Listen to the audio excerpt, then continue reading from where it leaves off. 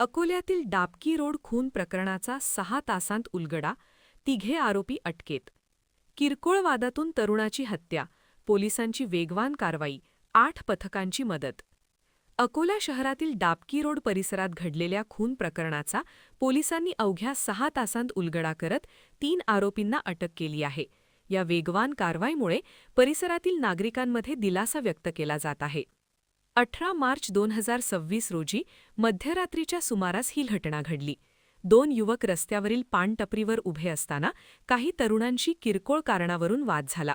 सुरुवातीला शाब्दिक बाचाबाची असलेला हा वाद काही वेळातच हाणामारीत बदलला.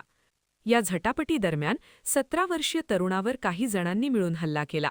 मारहाणीनंतर त्याच्यावर धारदार शस्त्राने वार करण्यात आले. गंभीर जखमी अवस्थेत त्याला तातडीने रुग्णालयात दाखल करण्यात आले. मात्र उपचारादरम्यान त्याचा मृत्यू झाला. या घटनेनंतर पोलिसांनी तात्काळ गुन्हा दाखल करून तपास सुरू केला. घटनेचे गांभीर्य लक्षात घेऊन वरिष्ठ अधिकाऱ्यांनी स्वतः तपासावर लक्ष केंद्रित केले. आरोपींचा शोध घेण्यासाठी विविध पोलीस ठाणे व स्थानिक गुन्हे शाखेच्या एकूण 8 पथकांची स्थापना करण्यात आली. तांत्रिक पुरावे, सीसीटीव्ही फुटेज आणि गोपनीय माहितीच्या आधारे पोलिसांनी वेगाने तपास करत आरोपींचा माग काढला. पोलिसांच्या कामगिरीचे कौतुक. या तपासादरम्यान खदान पोलीस स्टेशनच्या पथकाने आरोपी अर्जुन नरेंद्र धनावत, वय 23, राहणार आश्रयनगर, अनिकेत संजय बाळापूर, वय 18, राहणार रेणुकानगर आणि विशाल दिलीप सिरसोले, वय 23, राहणार गायत्रीनगर यांना ताब्यात घेतले. त्यानंतर त्यांना पुढील कारवाईसाठी डाबकी रोड पोलिसांच्या ताब्यात देण्यात आले. ही संपूर्ण कारवाई पोलीस अधीक्षक अर्चित चांडक, अपर पोलीस अधीक्षक बी चंद्रकांत रेड्डी आणि उपविभागीय अधिकारी सुदर्शन पाटील यांच्या मार्गदर्शनाखाली पार पडली. तसेच पोलीस निरीक्षक मनोज केदारे, दीपक कोळी आणि त्यांच्या पथकाने ही कारवाई यशस्वीरित्या पूर्ण केली. किरकोळ कारणावरून घडलेली ही गंभीर घटना समाजासाठी धोक्याची घंटा आहे.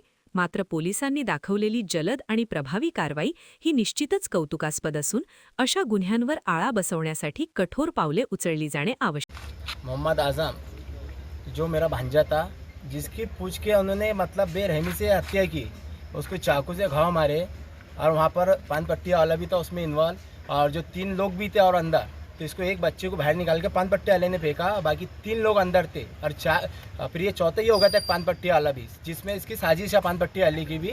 और रहा सवाल ये कि आज ये एक घटना नहीं हुई यहाँ, इससे पहले भी 2-3 महीने पहले एक घटना हुई यहाँ प्रशासन कुछ ध्यान नहीं दे रहा है. इससे पहले भी एक बच्चे का मर्डर होते होते बचा है, तकरीबन 2 से 3 महीने पहले का, वो भी न्यूज़ है हमारे पास.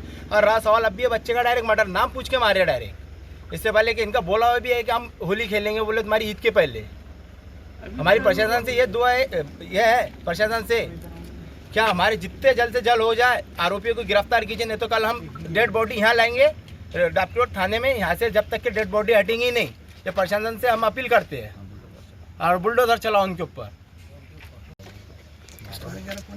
शेख माविस मोहम्मद आजम मेरा भांजा होता, जो पान पट्टी पे पोड़ी के लिए गया था. वहाँ कुछ लोग बैठे हुए थे, वो लोगों ने उससे नाम पूछे और उसको और एकदम से उसको चाकू से हमला करना चालू कर दिया, जिससे उसके पूरे लम्स कट गए, जिसकी उसकी वजह से डेड हो गई.